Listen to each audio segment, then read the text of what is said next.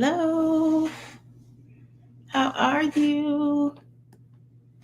Thank you for tuning in. We'll get started in just a little bit. If you are new here, hold tight. Let us know where you are joining from. Let us know where you are joining from. We're so glad to have you on today. Happy Monday, as they say. Happy Monday.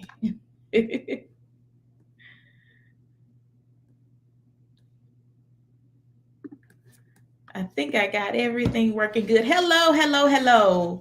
I think we're going to dive right on in. Hello, everyone. So glad to have you with us on today. It's Monday.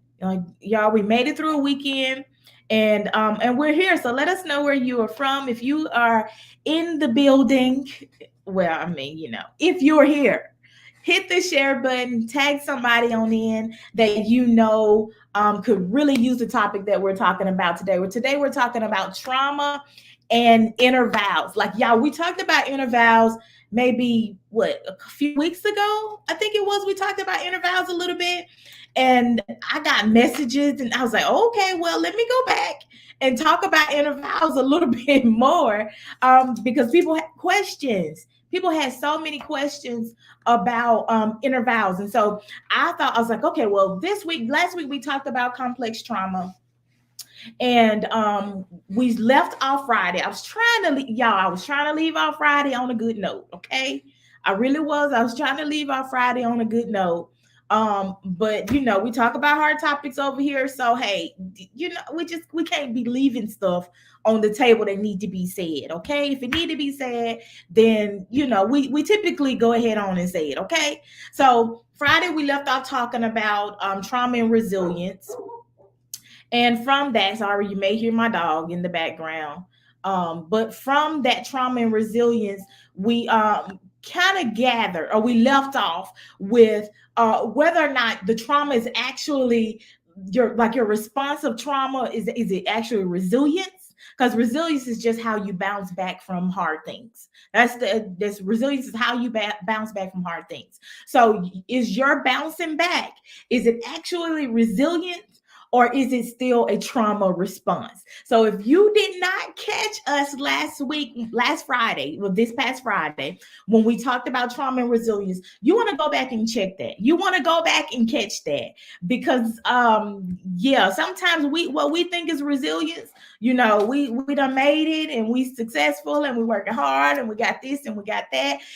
Sometimes it's not resilient. Sometimes you're still in a trauma response. And the only thing, and we talked about that, like the only way to decide whether it's resilience or whether it's trauma, whether you're still in a trauma response, is how what's motivating it.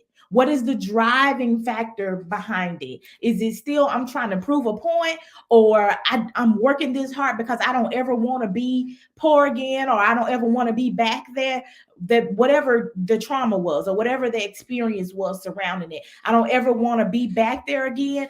Or are you motivated by different factors? So what factors exactly is there that's motivating you? That's how we're going to tell whether or not it's a trauma response or whether it's resilient. So go back and check that out. Today we're going to be talking about trauma and inner vows, and I'm kind of excited about this because inner vows, a lot of people may not know about inner vows. So if this is your very first time hearing about inner vows, you're probably talking to people every day that know nothing about inner vows and don't know what that is. So you want to hit share. You want to share this information with them. You want to share this, send it to their messenger, like tag them, share this so they can go back and watch it. Because the goal is not to just have information, but for us to use this information so that we can become better and better and always improve and heal and take the next steps that we need in order to become our healed version, a better version of ourselves that we are now. So if you don't know who I am, my name is Dr. Tiffany. I am a therapist, a trained therapist, also a relationship expert. And I, in our coaching business, work with women who are in that healing and recovery phase from traumatic relationships. So we have a Facebook group that's completely designated to women who have gone through or been through or going through relationships that are just not easy. So that's divorce, that's breakups, that's, bad relationships, like whatever your situation is, we kind of help guide you. And this week, well, actually, we started that a couple weeks ago. We are offering our discovery calls for absolutely free. And so, if you don't know, well, hey, what's my next step? You hear some information, then join one of our discovery calls. Book us for one of our discovery calls so that you can know the next steps that you can take or need to take for your healing journey. So, inner vows. I said all that, got all that laundry stuff out the way. Like we got the house cleaning stuff out the way. Now let's talk about some inner vows. So, what are inner vows? Inner vows are promises that you make with yourself after your trust has been violated, after you've been hurt, after you have gone through trauma or complex trauma, because we talked about complex trauma last week. After you've gone through some type of experiences, you then out of that begin to make some inner promises with yourself. And usually, not always, but usually, your inner vows start with things or begin with stuff like "I will never." Or no one will ever. It's those kind of statements like I ain't gonna ever do that. No, ain't nobody gonna ever hurt me again. Ain't nobody gonna ever treat me like that. Or I'm saying I ain't because I'm from the South and that's just, it's just, it's one of the things that we say in the South, but yours may be I will never or I won't. Or it's usually I will never statements, usually. But what you're doing when you make those is you're making a pact, an agreement, a contract with yourself that whatever happened to you will never happen to you again, or that you will never allow something again, but you're making a contract. So I wanted to take a minute and really talk a little bit about what a contract is. And I should have Googled, and I may have time. Let me see if I can pull this up, what a contract is or meaning of a contract. Let's do that while we're here because I think this is going to be important. So, according to Google, a contract is a written, listen to this, a written or spoken agreement. And it says here, especially concerning employment law, but I want to emphasize this right here. It's usually a written or spoken agreement. Is that not what a vow is? So a vow is equated to a contract. Y'all got that right? Y'all with me? Y'all with me? A vow is equated to a contract. Even though inner vows are usually not something that's in writing, they're usually something that's spoken. So I started thinking about my marriage, right? My marriage license, right? And for those who are married, have gone through contract, and even mine's marriage because that's what came to me. But you might have bought a house, or you might have had to sign some kind of loan agreement, or you may some point of time you've had to sign a contract, right? Come on now. Come on. We've all had to. If you're an adult, I don't care if you got a phone, you have had to sign some kind of agreement or contract at some point of time in your life. Do they care about you getting sick when you sign a contract? No, they usually don't. Do they care that, that someone that you care about is in the hospital? No, they don't care. What they care about when you're signing a legal contract, because a contract is a legal document. Once you sign it, it becomes a legal document. They don't care whether or not they don't care what's going on in your life. What they care about is whether or not you can fulfill or you are able to fulfill the terms of that contract, right? So I started thinking about my marriage vows, right? Because we living with a society that's over 50% of the marriages end in divorce, right? So I started thinking about my marriage vows, and they are really called marriage vows. And marriage vows are not something that is just created on paper. Like, we hear people talk about like, oh, that's just a legal document. It's just on paper. No, marriage vows are not just vows that are created on paper. It is actually a spiritual contract. And I said that because I say that about vows, period. When we make vows, they are not just a vow or something that you say in your heart or something that, hey, I'm hurt and it's just, this is a reaction. No, these are things that are spirit become spiritual contracts. And so now we start talking about, affirmations and manifest. And we hear people all the time, I'm finna manifest me a new house. I'm finna manifest me this and this. And I get the concept around it. I get the concept around it. But what we don't understand, but for Christians, we don't manifest. Our manifestations are rooted in the word of God. It's rooted in the word of God. But what we say have power. The things that we say have power. When things are released out of our mouth and even our hearts, when we start saying these things, that they literally set up a spiritual contract in our hearts. Let's just say that. It sets up a spiritual contract in our hearts. And when it's in our hearts, then it begins to get in our thoughts. And then it starts manifesting in our behavior and what we say and what we do, which is the power in saying things and speaking things out of your mouth and saying things over your life. Like, it's power in doing that. But what if what you're saying out of your mouth, even the contracts in your heart, what if those things is rooted in a bad experience or a traumatic experience? Then you would have pronounced something over your life that's based and rooted in trauma. But because you have already made that contract, you could have went on with your life, forgot that you said it. You might not even be in the same place, but because you made a contract with your words, what came out of your mouth, what is rooted in your heart, because you have made a spiritual contract. Remember, contracts are not just physical. They're not just legal. They're also spiritual. But because you have made that contract out of your mouth, in your heart, no matter, you've gone on with your life, but that contract is still a contract. And now you're looking at your life like, where did this come from? Why am I dealing with this? What happened? What in the world? What is this going on in my? Why am I attracting the same man over and over? I thought this one was gonna be different, y'all. I thought this one was going to be different. He started out differently. He came in like somebody, but then after so long, he was the same person that had been the last 2 or 3 people. You might want to check whether or not you have some hidden contracts in your life that you made at some point of time that's in operation. Contracts don't go away without being fulfilled. There's 2 ways that contracts can go away. These vows, inner vows, can go away.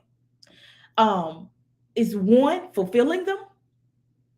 And they usually don't go away then. They just keep being fulfilled. And the other way is denouncing them. Denouncing the contracts that you made in your heart. How long I got? 2, 3 minutes. Okay. So I hope I made myself clear about contracts and vows and inner vows. Because you very well could have some stuff going on in your life. And I'm going to be very transparent. I tell y'all, that's what I do. Like, I have to, like, when I say these things to you guys, I have to check myself first, because what I'm not going to do is come on here faking. That's not what I'm going to do. That's not what this is about. This is not who I am. Okay. So I had to check myself.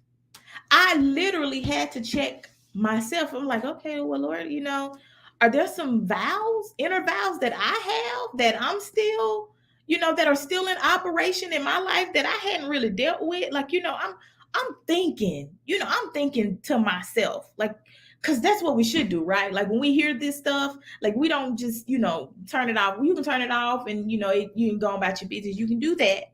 But I hope that when you're hearing these things, that you're actually jotting down. If you're at lunch on your lunch break, jot it down. You can go back and check on it, talk about it later. Or if it's too much to handle right now, go back, watch the replay later, and actually sit with what's being said. But are there some inner vows that are still hidden in my heart, or some things that's come into play in my life?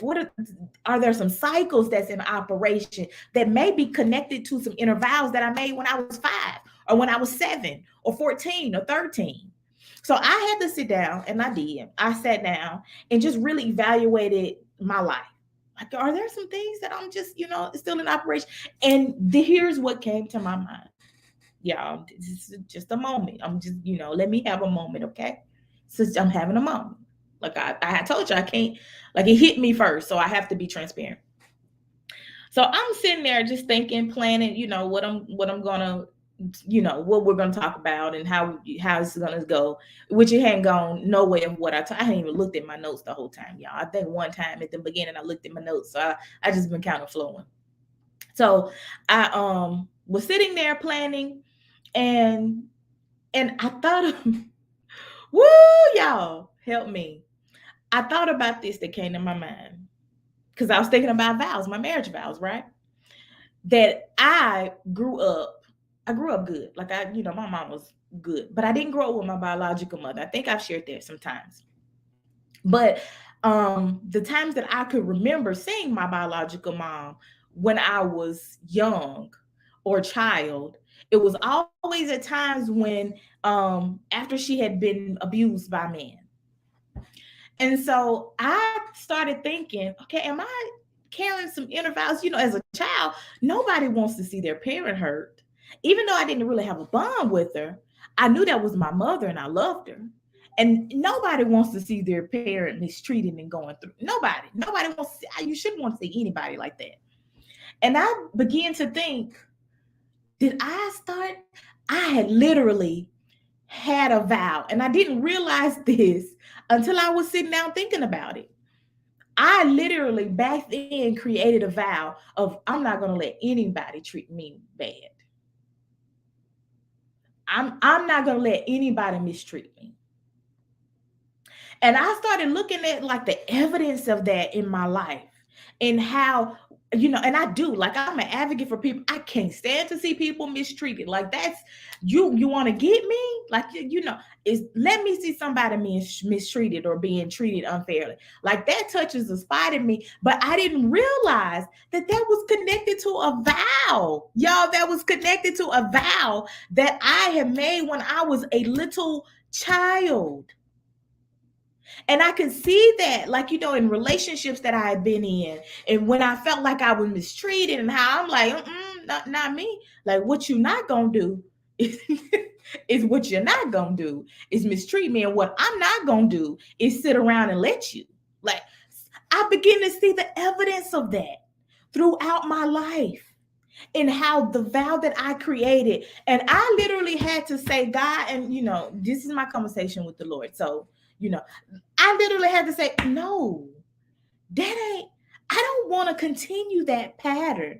I don't even want to continue that vow. I don't want nothing in my heart that will keep me from loving freely, or that will keep me from being who you created me to be. So I had to go through the process of denouncing that vow, because it came to my mind. And y'all, when things come to your mind, we don't just, no, usually when something comes to your mind, or something's coming up in your life, it's because it's time for you to deal with it. We can go through 10, 15 years. Like I told y'all, that was when I was a child. I hadn't thought about it. I did that when I was a child. I hadn't thought about it. But usually when things come up, I'm 38. Yeah, I said that. I said that on live. I'm 38. I don't really care about the age stuff. Like, that don't bother me. But I'm 38. That may have been when I was like 5 or 6. Maybe. I might have been a little younger than that. I don't quite even remember. But it's coming up now.